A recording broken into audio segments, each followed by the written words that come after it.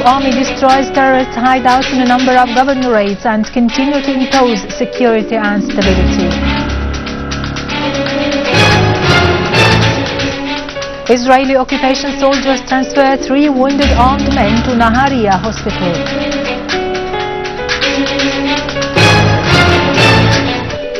Libyan Prime Minister Ali Zaidan is released after being kidnapped by armed terrorist groups authorized by the Parliament Speaker to impose security in the capital.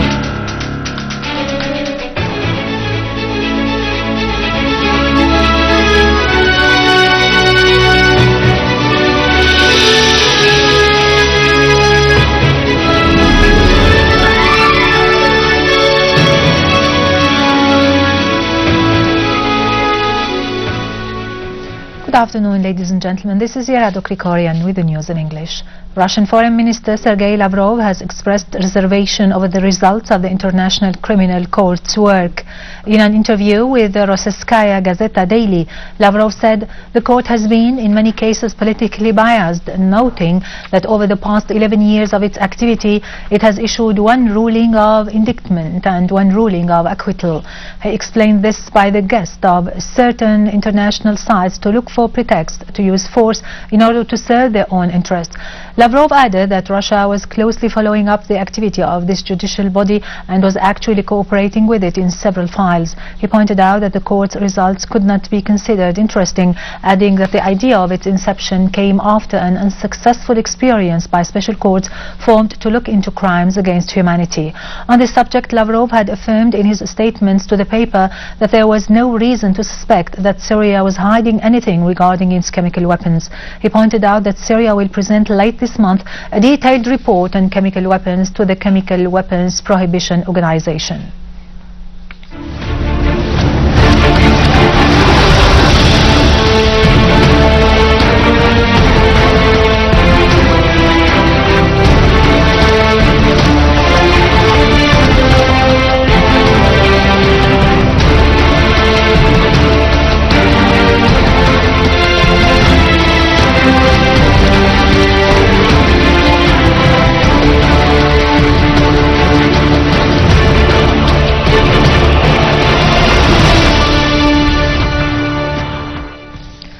In a series of operations, the Syrian Arab Army has killed and wounded a number of terrorists in Damascus suburbs and destroyed their weapons, ammunition and criminal tools. 5 terrorists were killed, including a sniper, in clashes between an army unit and a terrorist group in Al-Corniche Al-Wastani in Jobar. The army has meanwhile continued its operations in Zamalka, Harasta, Douma, Al-Mleha, Al-Husseiniya, Al-Ziyabiya and Al-Spaini, as well as the surroundings of Beijing farms, destroying a quantity of weapons and eliminating a number of terrorists. In Barzeh, and with the cooperation of the internal security forces, Syrian Arab Army units continue to pursue terrorists to impose security and stability in the area. Tunnels used by terrorists were discovered in Barzeh farms.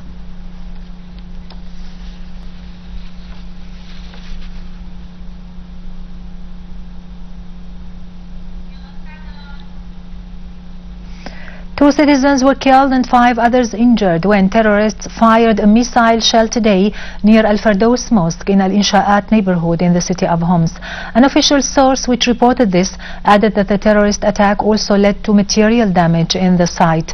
Meanwhile, army troops continued to tighten siege on armed men in Babhoud neighborhood to prevent their infiltration from ancient Homs to Bab al-Hashish Souk and to cut off the road of supplies among them.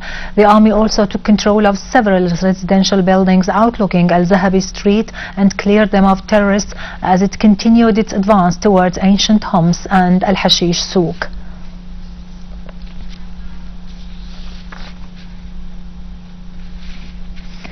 Terrorists targeted one of Homs refinery's fuel tanks with a rocket shell, causing big fire.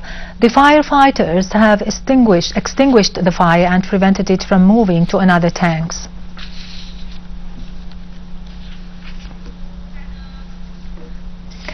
6 citizens were killed and 16 others wounded when terrorists launched mortar shells on Bilal Mosque in Al-Azamiya neighborhood in Aleppo. Meanwhile, army units targeted armed groups in Aleppo countryside, killing dozens of them. A military source in Aleppo said that the army executed qualitative operations during which vehicles loaded with weapons and ammunition were destroyed in Der Hafer, Abtin, Al-Layramoun, Al-Jabul Lake, Al-Sfera, Al-Radwaniye, Castello and Kafar Hamra. Army troops also targeted an armed terrorist group trying to break into the Grand Umayyad Mosque in the ancient city of Aleppo, killing and wounding scores of them. The army has also destroyed a number of cars loaded with weapons, ammunition and Grad missiles and seized a warehouse of weapons. Army troops also captured a number of terrorists including Egyptians and Jordanian, as well as a leader of an armed terrorist group belonging to the Qaeda-linked so-called state of Iraq and Sham in Al-Najiyah, Al-Darra, Darwashan and Al-Rabi'a villages in Latakia's northern suburbs. In Al-Hasakeh, Syrian Arab army forces ambushed and captured 4 terrorists, one of them from Jabhat al-Nusra, and confiscated their weapons.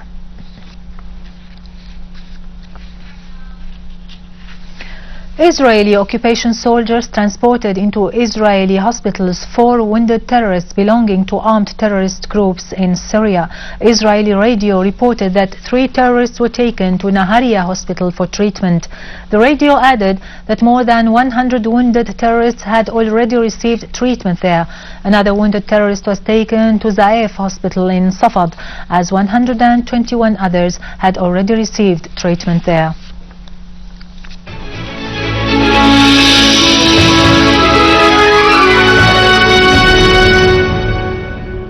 Participating in a ceremony held in honor of a number of martyrs' relatives at Dar al-Assad for Culture and Arts in Damascus, Prime Minister Wael al-Halaqi has affirmed the government's plan to establish an institution that takes care of martyrs' affairs, relatives and children of all age categories to prepare them for contributing to the construction of the homeland in the future.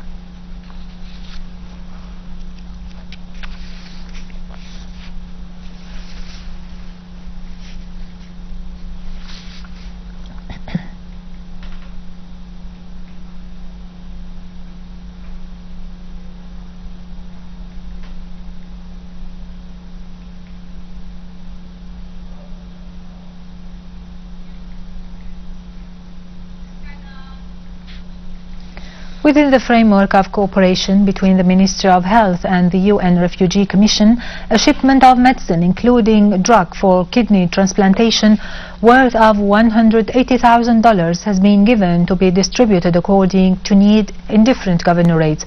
Minister of Health Dr. Saad al-Naif stressed during his meeting with the representative of Refugee Commission, Dr. Tariq al-Kurdi, that the ministry highly appreciates the cooperation between the two sides, especially the medical aid offered to Syria after some health institutions targeted by armed terrorist groups. For his part, Dr. Tariq al-Kurdi said that his commission has already offered $3 million medical aid to Syria, pointing out that the cooperation will continue. In Iraq, security forces targeted tents for the so-called Islamic State of Iraq and Sham. The Iraqi forces captured 42 terrorists belonging to Al-Qaeda terrorist group, as one Iraqi source revealed that a training camp was discovered along the Syrian-Iraqi borders funded by the terrorist Bandar bin Sultan. Libyan Prime Minister Ali Zidane has been freed after kidnappers abducted him earlier today from a Tripoli hotel and took him to an undisclosed location. Government spokesman Mohammed Ka'bar told the agency Lana that Zidane has been set free and was on his way to his office. Gunmen broke into the luxury hotel in downtown Tripoli where Zidane lives and abducted him and 2 of his guards. The abduction came after Saturday's U.S. Special Forces raid that captured Abu Anas al-Libi, a suspected militant wanted by America for more than a decade over the 1998 bombings of U.S. embassies in Africa. Now to latest business and market news, but after a short break. Stay tuned.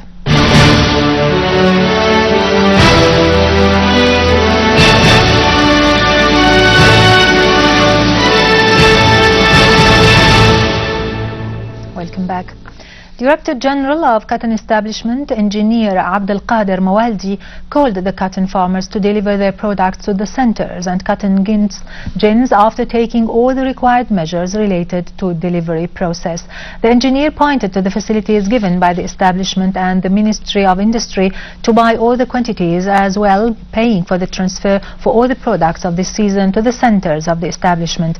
The price of 1 kilogram of cotton, as determined by the establishment, will be 100 Syrian pounds. The total quantity of cotton delivered to the centers since the beginning of the season has reached 1,472 tons.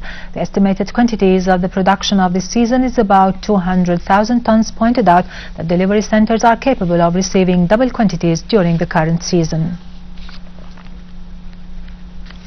The price of oil fell the most in 3 weeks after a report from the Energy Department showed a big increase in supplies.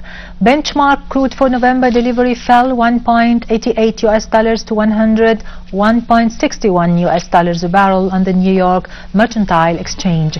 Signs of weakening global demand are also weighing on prices.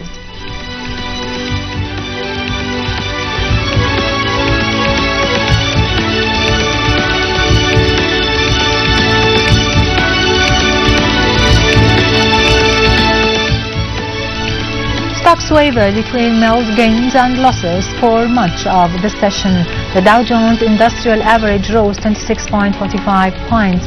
The Standard & Poor's 500 Index edged up 0.95 points. The Nasdaq Composite Index lost 17.06 points.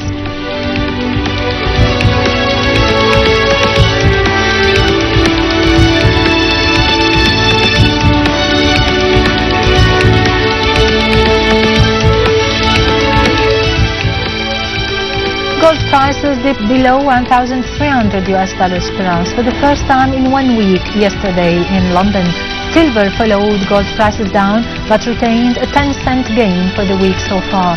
Gold prices for euro investors also eased back, touching last week's closing level at 967 euros per ounce as the single currency fell despite much stronger than expected German industrial output data for August.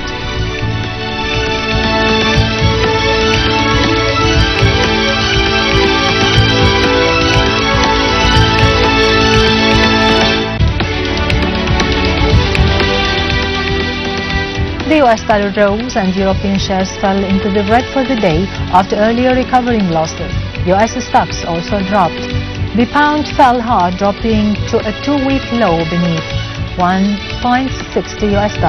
The US dollar strengthened against the yen for the third day, the longest run of gains in a month, amid signs US lawmakers may reach a compromise to avert an unprecedented default.